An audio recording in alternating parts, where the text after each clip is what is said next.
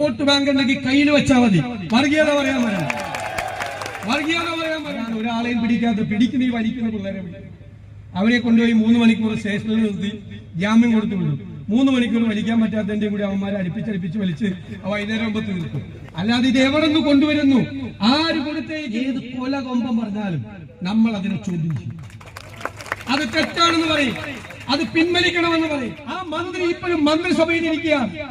UDF-ലാണെങ്കിൽ ഒരാളിങ്ങനെ പറഞ്ഞാൽ 24 മണിക്കൂറായി അവിടെ ഇരിക്കില്ല, കസേര അവിടെ ഇരിക്കുകയാണ്. ഇത് എന്ത് നമ്മുടെ UDF ടീം UDF 100-ലധികം സീറ്റുമായി ഉജ്ജ്വലമായ തിരിച്ചുവരവ് കേരളത്തിൽ വരുമ്പോൾ 16 സീറ്റും നേടി മലപ്പുറം മുൻപിലുണ്ടാകണം. ഏറ്റവും പ്രിയങ്കരനായ അധ്യക്ഷൻ CPA ചെറിയ നമ്മുടെ ഈ സമ്മേളനം ഉദ്ഘാടനം ചെയ്ത അഭിവന്ദ്യനായ പാലക്കാട് സയ്യദ് മുനവറലി തങ്ങൾ, പ്രിയപ്പെട്ട നമ്മുടെ കുഞ്ഞാലിക്കുടി സാഹിബ്, പ്രിയപ്പെട്ട CP John, CVS Joy, C Abid Hussain Thangal MLA, C Ajay Mohan, C Abdurahman Randathani, പ്രിയപ്പെട്ട C അഷ്റഫ് കോപ്പൂർ, വേദിയിലും സദസ്സിലുള്ള ഏറ്റവും പ്രിയപ്പെട്ട ജാഥാംഗങ്ങളെ, ഐക്യ ജനാധിപത്യ മുന്നണിയുടെ നേതാക്കളെ, പ്രിയപ്പെട്ട എന്റെ സഹോദരങ്ങളെ, നമ്മൾ ഒരു പുതുയുഗയാത്രയ്ക്ക് തുടക്കമിടുമ്പോൾ ഇത്ര വലിയ ആവേശവും ഇത്ര വലിയ പ്രതികരണവും ഉണ്ടാകും എന്ന് പ്രതീക്ഷിച്ചു. കാരണം കേരളത്തിലെ ജനങ്ങളുടെ ഹൃദയാഭിലാഷം സാക്ഷാത്കരിക്കാനാണ് നമ്മൾ ഈ പോരാട്ടത്തിൽ, ഈ മഹായുദ്ധത്തിൽ ഏർപ്പെട്ടിരിക്കുന്നത്. കഴിഞ്ഞ 10 വർഷമായി കേരളത്തിൽ നടക്കുന്ന ഈ ദുർഭരണത്തിന് അന്ത്യം കുറിച്ച് നമുക്കൊരു പുതുയുഗത്തിൽ തുടക്കം കുറിക്കും. കേരളത്തിൽ ഒരു മാറ്റമുണ്ടാകണം. ഇവര് കേരളത്തെ തകർത്തു തരിപ്പണമാക്കി, ഇല്ലാതാക്കി. കേരളത്തെ ഒരു സംസ്ഥാനത്തിന്റെ ഏറ്റവും പ്രധാനപ്പെട്ട കാര്യം എന്താണ്? അതിന്റെ സമ്പദ് വ്യവസ്ഥയാണ്, അല്ലേ? സമ്പദ് വ്യവസ്ഥ തകർന്നാൽ കുടുംബത്തിലെ പോലെയാണ്. കുടുംബത്തിലെ സമ്പദ് വ്യവസ്ഥ തകർന്നാൽ എന്താ സ്ഥിതി? അതുപോലൊരു നാടിന്റെ സമ്പദ് വ്യവസ്ഥ എന്ന് പറയുന്നത് നാടിന്റെ നട്ടെല്ലാണ്. അത് ഇവര് തകർത്ത് തരിപ്പണമാക്കി. കടത്തിന്റെ കാണാക്കയങ്ങളിലേക്ക് കേരളത്തെ ചവിട്ടിത്താഴ്ത്തി. അടുത്ത മാസം കേരളത്തിന്റെ മുഖ്യമന്ത്രി ബഹുമാന്യനായ ശ്രീ പിണറായി വിജയൻ അധികാരത്തോട് സലാം പറയും. പക്ഷെ അപ്പോൾ 6 ലക്ഷം കോടി രൂപയുടെ കടബാധ്യത കേരളത്തിന്റെ തലയിൽ കെട്ടിവെച്ചിട്ടാണ് പോകുന്നത്. 5 പൈസ ഖജനാവിലില്ല. അതുകൊണ്ടാണ് നമ്മൾ പറഞ്ഞത് പൂച്ച പെറ്റുകിടക്കുകയാണ് ഖജനാവിൽ എന്ന് പറഞ്ഞത്. അതാണ് സ്ഥിതി, അക്ഷരാർത്ഥത്തിൽ അതാണ് സ്ഥിതി. പക്ഷെ നമ്മൾ ഇപ്പോൾ പ്രതിപക്ഷം മാത്രമാണോ? അല്ല. ജനങ്ങളുടെ ആഗ്രഹങ്ങൾ സാക്ഷാത്കരിച്ച് അധികാരത്തിലേക്ക് വരേണ്ട ഒരു മുന്നണി കൂടിയാണ് UDF. എവിടെയെല്ലാം ഗവൺമെന്റ് പരാജയപ്പെട്ടോ അവിടെയെല്ലാം കേരളത്തിനെ നമുക്ക് പുനർജനിപ്പിക്കണം. എവിടെയെല്ലാമാണ് ഇവര് തകർത്ത് തരിപ്പണമാക്കിയത് അവിടെയെല്ലാം നമുക്ക് കൈപിടിച്ച് എഴുന്നേൽപ്പിക്കണം. ഈ ഇവര് തകർത്ത സമ്പദ് വ്യവസ്ഥ നമ്മൾ ഉയർത്തെഴുന്നേൽപ്പിക്കുമ്പോൾ ഒരു സംശയവും വേണ്ട. മികച്ച ഫിനാൻസ് മാനേജ്മെന്റിലൂടെ, തന്ത്രപൂർവമായ നികുതി പരിഷ്കരണങ്ങളിലൂടെ, ഖജനാവിന്റെ ചോർച്ച അടച്ചുകൊണ്ട് നമ്മുടെ സമ്പദ് വ്യവസ്ഥയെ ഒരുപാട് പദ്ധതികൾ ആവിഷ്കരിച്ച് അതിന് ഉത്തേജക ഔഷധം കൊടുത്ത് നമ്മൾ കേരളത്തിന്റെ സമ്പദ് വ്യവസ്ഥ നേരായ രീതിയിൽ കെട്ടിപ്പടുക്കും. ഖജനാവിൽ നമ്മൾ പണം നിറയ്ക്കും. അതാണ് സർക്കാരിന്റെ ജോലി. പണം നിറഞ്ഞാൽ സാധാരണക്കാരനെ, ഇടത്തരക്കാരനെ ഹൃദയത്തോട് ചേർത്ത് നിർത്തി അവന്റെ കണ്ണീര് തുടച്ച്, അവന്റെ സങ്കടങ്ങൾ മാറ്റി, അവന്റെ ജീവിത നിലവാരം ഉയർത്തി നമ്മുടെ സംസ്ഥാനത്തിന്റെ മുഖച്ഛായ മാറ്റണം. വേണ്ടേ? അതിന് കഴിയും UDF-ന്. കഴിഞ്ഞ 2 കൊല്ലമായി ഞങ്ങളെല്ലാം നിരന്തരമായ പരിശ്രമത്തിലാണ്. ഗവേഷണ തുല്യമായ കഠിനാധ്വാനം ചെയ്ത് വിവിധ രംഗങ്ങളിൽ മികച്ച ആളുകളെ ചുമതലപ്പെടുത്തി രാജ്യത്തിനകത്തും പുറത്തുമുള്ള വലിയ വിദഗ്ധരായ മലയാളികളുടെ സേവനം ഏറ്റുവാങ്ങി നമ്മൾ മാനിഫെസ്റ്റോ എന്നല്ല, വിഷൻ ഡോക്യുമെന്റ് അവതരിപ്പിച്ച് നമ്മൾ പരിപാടികൾ പ്രഖ്യാപിക്കുക.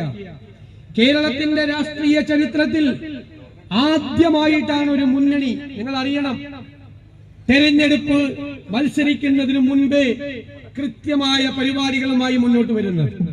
നമ്മൾ പറഞ്ഞു ആരോഗ്യ കേരളം വെന്റിലേറ്ററിലാണ്, ശരിയല്ലേ? ആ വെന്റിലേറ്ററിൽ നിന്ന് കേരളത്തിലെ ആരോഗ്യ രംഗത്തെ ആരോഗ്യവതിയാക്കി എഴുന്നേൽപ്പിച്ച് നമ്മൾ നടത്തും. നമ്മൾ ഒരു ഹെൽത്ത് കമ്മീഷൻ രൂപീകരിച്ചു. 300-ലധികം ഡോക്ടർമാരുടെ ഹെൽത്ത് കോൺക്ലേവ് നടത്തി. ആ കമ്മീഷൻ 600-ലധികം രാജ്യത്തിനകത്തും പുറത്തുമുള്ള ഡോക്ടർമാരുമായി ആശയവിനിമയം നടത്തി. ഇന്നലെ നമ്മൾ കോഴിക്കോട് മിനിഞ്ഞാന്ന് നമ്മൾ ഒരു ഹെൽത്ത് ഡോക്യുമെന്റ് പ്രകാശനം ചെയ്തു. യൂണിവേഴ്സൽ ഹെൽത്ത് കവറേജ്, ഇടത്തരക്കാർക്കും പാവപ്പെട്ടവർക്കും എല്ലാവർക്കും സംരക്ഷണം ഉണ്ടാകും. ഒരു രോഗി പോലും മരുന്നില്ലാതെ ചികിത്സയില്ലാതെ കേരളത്തിൽ മരിക്കില്ല. ഇന്ത്യയിൽ ഏറ്റവും കൂടുതൽ ചികിത്സാ ചെലവുള്ള 1ാമത്തെ സംസ്ഥാനം കേരളമാണ്. ആ ചികിത്സാ ചെലവ് നമ്മൾ ആദ്യഘട്ടത്തിൽ പകുതിയാക്കി കുറയ്ക്കും. 2ാം ഘട്ടത്തിൽ 1/3 കുറയ്ക്കും. ട്രൈബൽ ആശുപത്രികൾ, സ്ത്രീകൾക്കും കുട്ടികൾക്കും സ്പെഷ്യൽ ആശുപത്രി, ഷീ ഹോസ്പിറ്റൽ, പ്രായമായവർക്ക് പ്രത്യേക പരിരക്ഷണം, ജെറിയാട്രിക് കെയർ, എല്ലാ സ്ഥലങ്ങളിലും സമഗ്രമായ ഒരു ആരോഗ്യ പദ്ധതി. ഞാൻ വിശദാംശങ്ങൾ പറയുന്നില്ല. ഞങ്ങൾ കരുതുന്നത് ഇത് നടപ്പാക്കി കഴിഞ്ഞാൽ ലോകരാജ്യങ്ങളിൽ നിന്ന് പോലും ചികിത്സക്കായി കേരളത്തിലേക്ക് ആളുകൾ കടന്നു വരുന്ന ആരോഗ്യത്തിന്റെ ഡെസ്റ്റിനേഷൻ പോയിന്റ് ആക്കി കേരളത്തെ മാറ്റും. നമ്മുടെ കുട്ടികൾ 40-50 ലക്ഷം രൂപ കിടപ്പാടം പണയപ്പെടുത്തി വിദേശത്ത് പഠിക്കാൻ പോകുന്നു. പ്രോഗ്രാമുകൾ, യൂണിവേഴ്സിറ്റികളിൽ UDF വരുമ്പോൾ കാനഡയിലും UK യിലും ഓസ്ട്രേലിയയിലും ജർമ്മനിയിലും യൂണിവേഴ്സിറ്റികളിലുള്ള പ്രോഗ്രാമുകൾ കേരളത്തിലെ യൂണിവേഴ്സിറ്റികളിൽ നമ്മൾ ആരംഭിക്കും. അവരിവിടെ പഠിക്കും. അവർ പഠിച്ചു പുറത്തു വന്നാൽ 2 ഓപ്ഷനാണ്. 1 തൊഴിൽ, 2 സംരംഭം തുടങ്ങാനുള്ള സംവിധാനം. അതിനുള്ള സമഗ്രമായ ഒരു പദ്ധതി ഈ യാത്ര തിരുവനന്തപുരത്ത് അവസാനിക്കുന്നതിന് മുമ്പ് നമ്മൾ പ്രഖ്യാപിക്കും. വിദ്യാഭ്യാസ രംഗത്ത് വലിയ മാറ്റങ്ങൾ ഉണ്ടാക്കുന്ന പദ്ധതി 19-ാം തീയതി തൃശൂരിൽ പ്രഖ്യാപിക്കുക. മുൻ വൈസ് ചാൻസലർമാർ ഉൾപ്പെടെയുള്ള ഡോക്ടർ അച്യുത് ശങ്കർ സാറിന്റെ നേതൃത്വത്തിൽ വലിയൊരു ടീം അതിനുവേണ്ടി വർക്ക് ചെയ്യുകയാണ്. നമ്മൾ ജനങ്ങൾക്ക് വാഗ്ദാനം നൽകുന്നത് ഗുഡ് ഗവേണൻസ് ആണ്, സദ്ഭരണം. എങ്ങനെയാണ്? ഈ കാലത്തിന് അനുയോജിച്ച ഡാറ്റ ഡ്രിവൺ ഗവേണൻസ് ആണ്. ഡാറ്റയാണ് നമ്മുടെ ആശയം. ആളുകൾ പറയുന്ന കള്ളപ്രചരണങ്ങളോ തെറ്റായ പ്രചരണങ്ങളോ തെറ്റായ നറേറ്റീവുകളോ അല്ല ഗവൺമെന്റ് തീരുമാനമെടുക്കുന്നത്. എന്നാൽ ഏറ്റവും പ്രധാനപ്പെട്ട ഡേറ്റയും സർവേയും നടത്തി ഓരോ വകുപ്പിലും അത് കളക്ട് ചെയ്ത ഡാറ്റ ഡ്രിവൺ ഗവേണൻസ്. കുട്ടികൾ അവരുടെ അഭിലാഷം എന്താണ്? എല്ലാ വർഷവും കേരള സ്റ്റുഡന്റ് സർവേ നടത്തും നമ്മൾ. കുട്ടികളുടെ ആഗ്രഹങ്ങൾ, അവരുടെ സ്വപ്നങ്ങൾ, ഉന്നത വിദ്യാഭ്യാസ മേഖലയിൽ പഠിക്കുന്ന കുഞ്ഞുങ്ങളുടെ ആഗ്രഹങ്ങൾ അറിയാൻ നടത്തും. ഡിഗ്രി കഴിഞ്ഞാൽ, കോഴ്സ് കഴിഞ്ഞാൽ കുട്ടികൾ എവിടേക്ക് പോകുന്നു, എന്തു ചെയ്യുന്നു എന്നറിയാൻ സ്റ്റുഡന്റ് ട്രാക്കിംഗ് സർവേ നടത്തും. അറിയണം നമ്മുടെ കുട്ടികൾ എന്ത് ചെയ്യുന്നു, അവരെങ്ങനെയാണ് ചെയ്യുന്നത്. വരാനിരിക്കുന്ന തലമുറയ്ക്ക് വേണ്ടി കൂടിയാണ് UDF പ്രവർത്തിക്കുന്നത് എന്ന് ഞാൻ അഭിമാനത്തോടെ നിങ്ങളോട് പറയാൻ ആഗ്രഹിക്കുന്നു. നിരവധി പദ്ധതികളുണ്ട്. ഞാൻ പറഞ്ഞു 600 കിലോമീറ്റർ കടലാണ് കേരളത്തിന്റെ. പ്രകൃതി നൽകിയ വരദാനമാണ്. 2 ഇന്റർനാഷണൽ സീപോർട്ടുകൾ, ഒരു കണ്ടെയ്നർ ടെർമിനൽ, 17 മിനി പോർട്ടുകൾ. ഇതെല്ലാം സംയോജിപ്പിച്ച് നമ്മൾ മിഷൻ സമുദ്ര എന്ന പേരിൽ കോസ്റ്റൽ ഷിപ്പിംഗ് ആരംഭിക്കുക. ഈ റോഡിലൂടെ പോകുന്ന ചരക്കുകളുടെ 70-75% ഇതിന്റെ 1/4 ചെലവിൽ കടലിലൂടെ പോകും. 2ാം ഘട്ടത്തിൽ ക്രൂയിസ് ഷിപ്പിംഗ് പാസഞ്ചേഴ്സ് അതിലേക്ക് വരും. 3ാം ഘട്ടത്തിൽ ബാക്ക് വാട്ടർ, നദികളുമായി സംയോജിച്ച ടൂറിസം പദ്ധതികൾ. ഇതിനു വേണ്ടിയിട്ടുള്ള പദ്ധതി കൊച്ചിയിൽ നമ്മൾ പ്രഖ്യാപിക്കുക. ഞാൻ എല്ലാ കാര്യവും പറയുന്നില്ല, കുറച്ച് സസ്പെൻസാണ്. എല്ലാ കാര്യവും പക്ഷേ ഈ യാത്ര തിരുവനന്തപുരത്ത് സമാപിക്കുമ്പോൾ കേരളത്തിലെ ജനങ്ങൾക്ക് ബോധ്യം വരും. ആദ്യമായി കേരളത്തിലൊരു മുന്നണി ഇതാ രാഷ്ട്രീയം മാത്രം പറയാതെ കേരളത്തെ കുറിച്ച്, കേരളത്തെ ഭാവിയെ കുറിച്ച്, എന്താകണം കേരളം എന്നതിനെ കുറിച്ച് കൃത്യമായ ധാരണയുമായി ഈ രാഷ്ട്രീയ ചരിത്രത്തിൽ ആദ്യം വരുന്നത് നമ്മുടെ UDF ആണ് എന്ന് ജനങ്ങൾക്ക് ബോധ്യമുണ്ട്. ഞങ്ങൾ നിങ്ങൾക്ക് വാഗ്ദാനം നൽകുന്നു, കേരളം ഇനി പിന്നോട്ട് നടക്കില്ല, കേരളം ഇനി മുന്നോട്ട് കുതിക്കും. നമുക്കറിയാം, ടെക്നോ പാർക്കും ഇൻഫോ പാർക്കും എല്ലാം ആരംഭിച്ച IT മന്ത്രിയായിരുന്നു ശ്രീ കുഞ്ഞാലിക്കുട്ടി സാഹിബ്. IT രംഗത്ത് കേരളത്തിൽ ഈ മാറ്റങ്ങൾ ഉണ്ടാക്കിയത് UDFന്റെ കാലത്താണ്. അദ്ദേഹം വ്യവസായ വകുപ്പിന്റെയും ഐക്യയുടെയും നേതൃത്വത്തിലാണ് ഏറ്റവും താഴെ തട്ടിൽ വരെ ഡിജിറ്റൽ ലിറ്ററസി കൊണ്ടുവരാൻ വേണ്ടിയിട്ടുള്ള പദ്ധതി നടത്തിയത് ആ കാലഘട്ടത്തിലാണ്. പിന്നീട് അതങ്ങ് തളർന്നിരിക്കുകയാണ്. 10 കൊല്ലമായിട്ട് ഒരു വളർച്ചയുമില്ല, ഒരു മുന്നോട്ട് പോക്കുമില്ല. തിരിച്ചു വരുമ്പോൾ ഈ 10 കൊല്ലത്തെ മാന്യത്തിന് കൂടി നമ്മൾ പരിഹാരം കാണും. നമ്മൾ മുന്നോട്ട് പോവുക തന്നെ ചെയ്യും. ഇവിടെ ഇപ്പൊ ചർച്ച ചെയ്യുന്നെന്താ? ഇവിടെ വർഗീയത മാത്രമേ ചർച്ച ചെയ്യുന്നുള്ളൂ. BJP-ക്കാരെ നമുക്കറിയാം അല്ലെ? ഏത് സംസ്ഥാനത്ത് ചെന്നാലും ആളുകളെ തമ്മിലടിപ്പിച്ച് വിദ്വേഷ പ്രസംഗം നടത്തി അവർക്ക് ഒരുമിച്ച് ആരെങ്കിലും നടക്കുന്നുണ്ട സങ്കടം വരും. അപ്പൊ അവരെ തമ്മിലടിപ്പിച്ച് അതിൽ നിന്ന് രാഷ്ട്രീയ മുതലെടുപ്പ് നടത്തും. സംഘപരിവാറിന്റെ അതേ പാതയിലാണ് കേരളത്തിലെ CPM. ചേട്ടൻ ബാവ ഡൽഹിയിൽ ചെയ്യുന്നത് പോലെ തന്നെ അനിയൻ ബാവ തിരുവനന്തപുരത്ത് ചെയ്തുകൊണ്ടിരിക്കുകയാണ്. രണ്ടുപേരും ഒരേ തോണിയിൽ യാത്ര ചെയ്യുകയാണ്. പാർലമെന്റ് തെരഞ്ഞെടുപ്പ് കാലത്ത് മുഖ്യമന്ത്രി പിണറായി വിജയന്റെ പ്രസംഗം എന്തായിരുന്നു? ന്യൂനപക്ഷ പ്രേമമായിരുന്നു. ഗാസയിലെ കുഞ്ഞുങ്ങളെ കുറിച്ച്, ഇസ്രായേൽ പാലസ്തീനിലെ യുദ്ധത്തെ കുറിച്ച്, പൗരത്വ രജിസ്റ്ററെ കുറിച്ച്, ന്യൂനപക്ഷങ്ങളുടെ സങ്കടങ്ങളെ കുറിച്ച്. അത് കാപട്യമാണെന്ന് ന്യൂനപക്ഷങ്ങൾക്ക് മനസ്സിലായി, അവർ വോട്ട് ചെയ്തില്ല. അത് കഴിഞ്ഞപ്പോ പ്ലേറ്റ് മാറ്റി. നിങ്ങൾ അറിയണം, തെരഞ്ഞെടുക്കപ്പെട്ട കേരളത്തിന്റെ മുഖ്യമന്ത്രി ഡൽഹിയിൽ ചെന്ന് ഈ മലപ്പുറം ജില്ലക്കെതിരായി ഹിന്ദു പത്രത്തിന് ഇന്റർവ്യൂ കൊടുത്തു. അദ്ദേഹമാണ് തുടക്കമിട്ടത്, അദ്ദേഹമാണ് തിരികൊളുത്തിയത്. പിന്നെ കിങ്കരന്മാരുടെ വരവായി AK ബാലൻ ഉൾപ്പെടെയുള്ള നേതാക്കൾ, സജി ചെറിയാൻ, ഒരു മന്ത്രി ഈ മന്ത്രിസഭയിൽ ഇരിക്കുക. എന്താ? മലപ്പുറത്ത് ജയിച്ചവരുടെ പേര് നോക്കണം, പച്ചയ്ക്ക് വർഗീയത പറയാണ്. നിങ്ങളത് എന്ത് കമ്മ്യൂണിസ്റ്റ് പാർട്ടിയാണിത്? ആ മന്ത്രി ഇപ്പോഴും മന്ത്രിസഭയിൽ ഇരിക്കുകയാണ്. UDF-ലാണെങ്കിൽ ഒരാളിങ്ങനെ പറഞ്ഞാൽ 24 മണിക്കൂർ അയാൾ അവിടെ ഇരിക്കില്ല, കസേരയിൽ അവിടെ ഇരിക്കുകയാണ്. ഇത് എന്ത് കമ്മ്യൂണിസ്റ്റ് പാർട്ടിയാണ്? എന്ത് ഇടതുപക്ഷമാണ്? പച്ചയ്ക്ക് വർഗീയത പറഞ്ഞ ഒരാൾ മന്ത്രിസഭയിൽ ഇരിക്കുന്നു. പിന്നെ വർഗീയത പ്രസംഗിക്കുന്ന ആളുകളെ ഇടയ്ക്കിടയ്ക്ക് പിണറായി വിജയൻ പോയി കൊണ്ടാടുകയാണ്. ഞാൻ പറയണ്ടല്ലോ, ഇതെല്ലാം പരിപാടിയാണ്. പക്ഷേ നമുക്ക് പറയാനുള്ളത്, UDF-ന് പറയാനുള്ളത്, ഒരാളും ഭൂരിപക്ഷ വർഗീയതയും പറയണ്ട, ന്യൂനപക്ഷ വർഗീയതയും പറയണ്ട. കേരളത്തിൽ ആര് വർഗീയത പറയണ്ട. ആര് വർഗീയത പറഞ്ഞാലും, ഏത് കൊല കൊമ്പം പറഞ്ഞാലും നമ്മൾ അതിനെ ചോദ്യം ചെയ്യും. അത് തെറ്റാണെന്ന് പറയും, അത് പിൻവലിക്കണമെന്ന് പറയും. ഇനി തെരഞ്ഞെടുപ്പ് അടുത്ത് നിൽക്കുകയാണ്. ഞങ്ങളുടെ കയ്യിൽ കുറെ വോട്ട് ബാങ്ക് ഉണ്ട്, ഞങ്ങൾ വർഗീയത പറയും. വോട്ട് ബാങ്ക് ഉണ്ടെങ്കിൽ കയ്യിൽ വെച്ചാൽ മതി, വർഗീയത പറയാൻ പറയണ്ട. വർഗീയ തെരഞ്ഞെടുപ്പിന്റെ പാരമ്പര്യത്തിൽ നിൽക്കുമ്പോഴും 4 വോട്ടിന് വേണ്ടി കോംപ്രമൈസ് ചെയ്യില്ല. ഞാൻ പറഞ്ഞല്ലോ, പിണറായി വിജയനും VD സതീശനും കുഞ്ഞാലിക്കുട്ടി സാഹിബും ഒക്കെ കുറച്ചാളുകൂടി ഉണ്ടാവും. പിന്നെ ഓർമ്മയാകും ഇല്ലേ?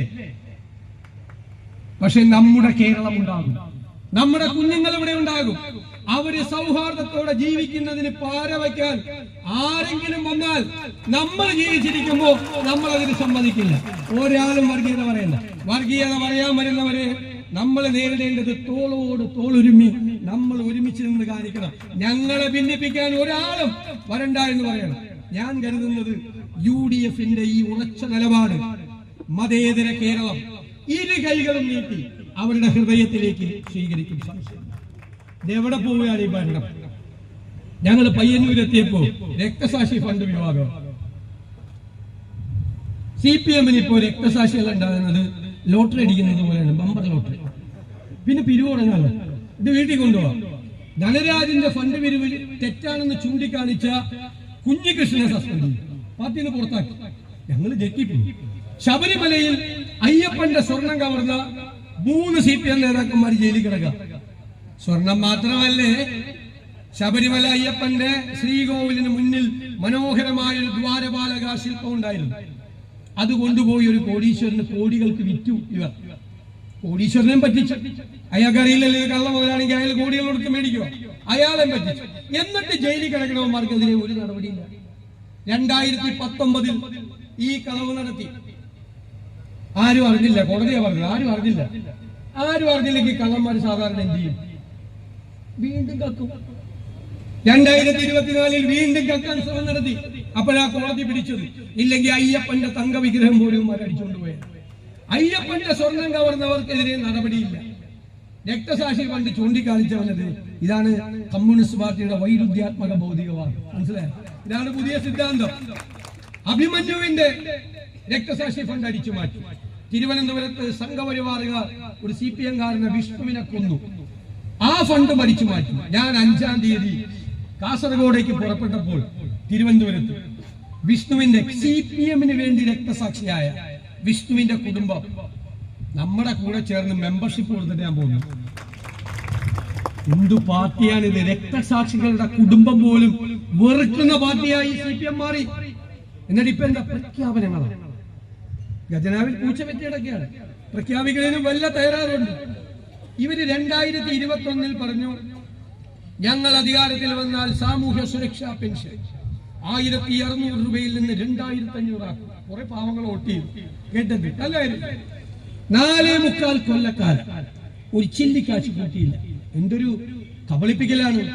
ഈ തെരഞ്ഞെടുപ്പിൽ, ലോക്കൽ ബോഡി തെരഞ്ഞെടുപ്പിൽ തൊട്ട് തലയാഴ്ച 400 രൂപ കൂട്ടി. നമ്മൾ പറഞ്ഞു, നിങ്ങൾ ജനങ്ങളുടെ സാമാന്യ യുക്തിയെ പരീക്ഷിക്കരുത്. എന്താ സംഭവിച്ചത്? അവരെല്ലാം ഈ 400 രൂപ മേടിച്ച് പോക്കറ്റിലിട്ട് പോളിംഗ് ബൂത്തിൽ പോയി UDF വോട്ട് ചെയ്തു. അപ്പോഴാണ് നമ്മുടെ മണി സഖാവ് ഇടുക്കി പറഞ്ഞത്, കൊള്ളരുതാത്തവന്മാർ, നമ്മുടെ കാശും മേടിച്ചവന്മാർ പോയി പുട്ടടിച്ചത്. എന്റെ മണി സഖാവെ, അവർ കൊള്ളരുതാത്തവരല്ല, അവർ നിങ്ങളെക്കാൾ ബുദ്ധിയുള്ളവരാണ്. അവർക്കറിയാം ഈ 2 മാസത്തെ പെൻഷൻ LDF തരുള്ളൂ. അടുത്ത 5 കൊല്ലത്തെ പെൻഷൻ അവർക്ക് കൊടുക്കേണ്ടത് UDF ആണ് എന്നവർക്ക് തിരിച്ചറിയാം. അപ്പൊ ഇവര് നടത്തുന്ന പ്രഖ്യാപനങ്ങൾക്കൊന്നും ഒരു വിലയുമില്ല. അവര് കേരളത്തെ, ഞാൻ പറയാഞ്ഞിട്ടാണ്, ഓരോ കാര്യം എടുത്തു നോക്കിയാൽ ഇന്ത്യയിൽ ഒരു കാര്യത്തിൽ 1-ാം സ്ഥാനമുണ്ട്. എന്തിനാ കാര്യം? ഏറ്റവും കൂടുതൽ വിലക്കയറ്റമുള്ള ഇന്ത്യയിലെ 1ാമത്തെ സംസ്ഥാനം കേരളം. 11 മാസമായി. അത് പിണറായി വിജയൻ വേറെ ആർക്കും വിട്ടു കൊടുക്കില്ല. ഒരു സംസ്ഥാനം 1-ാം സ്ഥാനം. എന്താണ്? മാർക്കറ്റിൽ ഇടപെടുന്നില്ല. സപ്ലൈകോ കൂട്ടാറായി. ഈ കുഞ്ഞാലിക്കുട്ടി സാഹചര്യ മന്ത്രിസഭ ഇരിക്കുന്ന കാലത്ത്, നമ്മുടെ ഉമ്മൻചാണ്ടി മന്ത്രിസഭയുടെ കാലത്ത് വൈദ്യുതി ബോർഡ് ലാഭത്തിലാക്കി. 22 പൈസ യൂണിറ്റിന് കുറച്ച് തന്നു. ഇപ്പൊ 10 കൊല്ലം. ഇപ്പൊ എന്താ സ്ഥിതി എന്നറിയാം? 50,000 കോടി രൂപയുടെ നഷ്ടമാണ്. അത്രേ പറ്റുള്ളൂ. അത് തീരാറായി. KSRTC പോണ വഴി ഏതാണ്? നേരത്തെ പറഞ്ഞ വഴി ഡ്രൈവർ ഇല്ലാതെ പോയിക്കൊണ്ടിരിക്കുകയാണ്, ബാലൻസ് ഇല്ലാതെ പോയിക്കൊണ്ടിരിക്കുകയാണ്. മെഡിക്കൽ സർവീസസ് കോർപ്പറേഷൻ കോടികളാണ് കടം. അധ്യാപകർക്ക്, ജീവനക്കാർക്ക്, പെൻഷൻകാർക്ക് കൊടുക്കാനുള്ളത് 1 ലക്ഷം കോടിയാണ്. 7 ക്ഷേമനിധികൾ തകർന്നു. കെട്ടിട നിർമ്മാണ തൊഴിലാളി ക്ഷേമനിധി പെൻഷൻ കിട്ടിയിട്ട് 19 മാസമായി. ആ ആശാ വർക്കർമാർ, അംഗൻവാടി ജീവനക്കാർ എല്ലാവരും സങ്കടത്തിലാണ്. ആകെ ജയിലിൽ കിടക്കുന്നവർക്ക് മാത്രം. ക്രിമിനലുകളും ഗുണ്ടകളും മുഴുവൻ തെരുവിലാണ്. മയക്കുമരുന്നും മാഫിയയുടെ തലസ്ഥാനമാണ് കേരളം. എല്ലാത്തിനും കുടപിടിച്ചു കൊടുക്കുകയാണ്. പൊളിറ്റിക്കൽ പേട്രണേജ് ആണ് CPM കൊടുക്കുന്നത് മയക്കുമരുന്ന് സംഘങ്ങൾ. അതാണ് ഒരാളെയും പിടിക്കുന്ന ഈ വലിക്കുന്ന പിള്ളേരെ അവരെ കൊണ്ടുപോയി 3 മണിക്കൂർ സ്റ്റേഷനിൽ നിർത്തി ജാമ്യം കൊടുത്തു വിടും. 3 മണിക്കൂർ വലിക്കാൻ പറ്റാത്തതിന്റെ കൂടി അവന്മാരെ അടുപ്പിച്ചടുപ്പിച്ച് വലിച്ച് വൈകുന്നേരം 9 നിൽക്കും. അല്ലാതെ ഇത് എവിടെ നിന്ന് കൊണ്ടുവരുന്നു? ആര് കൊടുത്തേക്കുന്നു? 10 കൊല്ലമായിട്ട് ചെറുവിരൽ അനക്കാൻ കഴിയാത്ത കേരളത്തെ കാർന്ന്, അർബുദം പോലെ കാർന്നു തിന്നുകയാണ് മയക്കുമരുന്ന്. അല്ലേ? ഓരോ കുടുംബത്തിലും നടക്കുന്നത് എന്താ? ഓരോ കുടുംബത്തിലും നടക്കുന്നത്. ഇന്നലെ 58 വയസ്സുകാരനാണ് 88 വയസ്സുള്ള അമ്മയെ വരാന്തയിൽ കസേരയിലിരിക്കുമ്പോൾ എടുത്തിട്ട് ഒറ്റയേറാണ് മുറ്റത്തോട്ട്. അമ്മ തലപൊട്ടിയ ആശുപത്രിയിലാണ്. എന്താണ് കേരളം? എങ്ങോട്ട് പോകുന്നു? ഇതെല്ലാം കൺട്രോൾ ചെയ്യാൻ ചെറുവിരൽ അനക്കുന്നുണ്ടോ? നമ്മൾ കഷ്ടപ്പെടുമ്പോൾ, നമ്മൾ ബുദ്ധിമുട്ടുമ്പോൾ, നമ്മൾ തെരഞ്ഞെടുത്ത ഒരു ഗവൺമെന്റിന്റെ സാന്നിധ്യം നമ്മൾ ആഗ്രഹിക്കും. ഇവിടെ അങ്ങനെ ഒരു ഗവൺമെന്റ് ഉണ്ടോ? സർക്കാരില്ലായ്മയാണ് ഈ സർക്കാരിന്റെ മുഖമുദ്ര. ഞാൻ അവസാനിപ്പിക്കുക. ഞങ്ങൾ തിരുവനന്തപുരത്ത് ഇങ്ങനെ വർത്തമാനമൊക്കെ പറഞ്ഞുകൊണ്ടിരിക്കുമ്പോൾ ഞങ്ങൾ കുഞ്ഞാലിക്കുട്ടി സാഹിബൊക്കെ സംസാരിച്ചുകൊണ്ടിരിക്കും. അപ്പൊ ഞാനൊരു ഗമവർ, അതായത് കഴിഞ്ഞ പ്രാവശ്യം എറണാകുളം ജില്ലയിൽ ഞങ്ങൾ ഈ ട്രെൻഡൊക്കെ ഉണ്ടായിട്ടും 14-ൽ 9 സീറ്റ് UDF ജയിച്ചു. ഈ പ്രാവശ്യം ഞങ്ങൾ 14-ൽ 14 സീറ്റ് ജയിക്കും. കുഞ്ഞാലി സാഹിബ് അങ്ങോട്ടും ഇങ്ങോട്ടൊക്കെ നോക്കിയിട്ട് പറഞ്ഞു, എന്നാ പിന്നെ ആയിക്കോട്ടെ. മലപ്പുറത്ത് ഞങ്ങള് 16-ൽ 16 സീറ്റ് ജയിക്കുമെന്ന്. അപ്പൊ നിങ്ങളത് ഏറ്റെടുത്തല്ലോ 100%. ഞാൻ പറയുന്നു നമ്മുടെ UDF ടീം UDF 100-ലധികം സീറ്റുമായി ഉജ്ജ്വലമായ തിരിച്ചുവരവ് കേരളത്തിൽ വരുമ്പോൾ 16 സീറ്റും നേടി മലപ്പുറം മുൻപിലുണ്ടാകണം. ഞാൻ നിങ്ങളുടെ ഉറപ്പ് എന്റെ ഹൃദയത്തിലേക്ക് സ്വീകരിച്ചുകൊണ്ട് ഈ നട്ടുച്ചയ്ക്ക് ഈ പൊരിവെയിലിൽ നിങ്ങൾ നൽകിയ ഈ മനോഹരമായ സ്വീകരണത്തിന് നന്ദി പറയാൻ വാക്കുകളില്ലാതെ ഞാൻ ചുരുക്കും.